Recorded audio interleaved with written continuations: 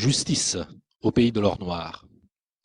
Depuis plus de 150 ans, le pétrole est l'un des principaux carburants de l'industrie et du capitalisme. Mais ça coûte cher, l'or noir, et pas seulement à l'écologie. Ça coûte la vie, en Irak, en Libye, en Afrique subsaharienne, où la mainmise des compagnies pétrolières est garantie par les bombes, les massacres et les coups d'État.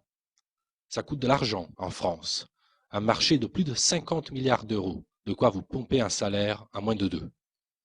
Un plein de 40 litres à 1,60 € le litre coûte en ce moment 64 €. Sur ces 64 €, 1,30 € tout au plus servent à payer l'extraction. Le transport, c'est 60 centimes.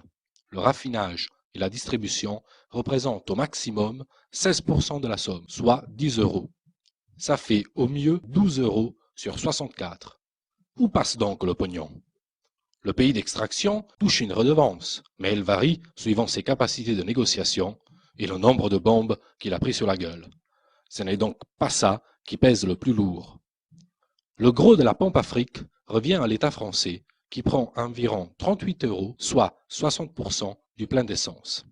Or, la ponction de l'État et les coûts du pétrole sont restés quasi stables en pourcentage depuis le début de la nouvelle flambée.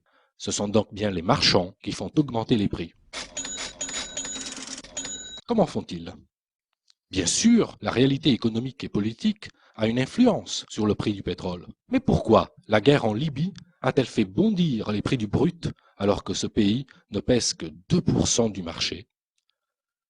Comme le dit le PDG de Total, Christophe Demargerie, qui veut peut-être la carte du Parti communiste français, les marchés utilisent ces crises pour justifier leurs opérations spéculatives. Il faut savoir que chaque jour s'échange sur le marché 4 fois plus de pétrole que celui réellement produit ou consommé. Les marchands, en somme, vendent un pétrole qu'ils n'ont pas à des gens qui ne l'achètent pas. Et c'est le travailleur obligé de prendre la voiture qui paie l'addition.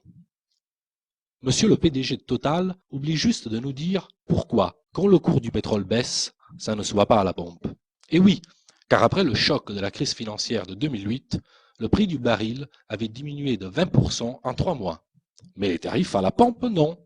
Total et les autres pétroliers avaient oublié, faut dire qu'ils sont très distraits, de répercuter à la pompe les baisses du baril de pétrole, tout simplement.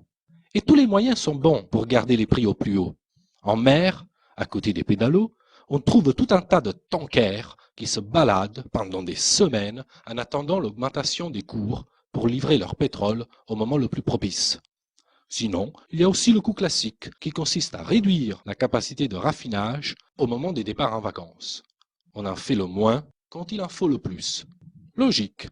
Et ça marche du tonnerre. Alors que la crise est censée peser sur l'économie, Total a engrangé la bagatelle de 60 milliards d'euros de profit en 5 ans.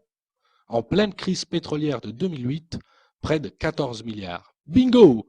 Les actionnaires attendent la prochaine récession en se frottant les mains. Avec la flambée de l'immobilier, les ménages les plus modestes, les travailleurs, sont contraints de s'installer à la périphérie des grandes villes. Résultat, faute de transport en commun, ils paient de plus en plus cher l'essence pour se rendre au travail, accéder au commerce et aux loisirs. Aujourd'hui, un ménage habitant en zone périurbaine consacre en moyenne près de 1 500 € par an à ses dépenses en carburant. Et dans ces 1 500 €, 60% de taxes. Plutôt que de taxer les profits ou la spéculation, ce sont les ménages que l'État met à l'amende. Explication. L'État perçoit annuellement environ 35 milliards d'euros de recettes via la TVA et la taxe sur les produits pétroliers. Donc, plus l'essence augmente, plus l'État encaisse.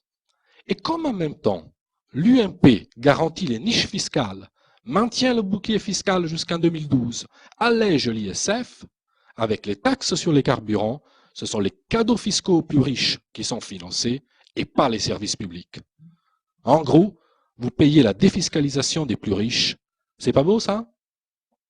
Raquette des ménages en France, misère des peuples dans les pays du Sud, accaparement de la rente pétrolière par les groupes, les spéculateurs et les dynasties familiales dans les pays producteurs, on voit rouge au pays de l'or noir. Il est pourtant possible de mettre un peu de justice dans ce pays inflammable. Il faudrait déjà fixer des limites. Instaurer un prix maximum à la pompe, révisé périodiquement, histoire de freiner les vautours. Il faudrait aussi que l'État donne l'exemple et commence lui-même par lâcher les gens en diminuant de 5% la taxe sur les produits pétroliers. Une fois calmée la douleur, il faudra s'attaquer à la racine du mal en adoptant un plan d'urgence ambitieux pour développer les transports publics. Évidemment, tout cela a un coût, mais à 64 € le plein d'essence, ce n'est pas le pognon qui manque. Les bénéfices du trading spéculatif sur le pétrole sont de plus en plus juteux. Les compagnies pétrolières s'engraissent sur la manne. La justice et le cholestérol commandent de les mettre à contribution. On sait tous que l'impératif écologique nous impose de changer de mode de développement et de réduire notre dépendance aux énergies non renouvelables.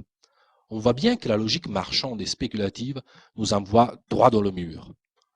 Alors, donnons l'exemple par ces mesures de justice.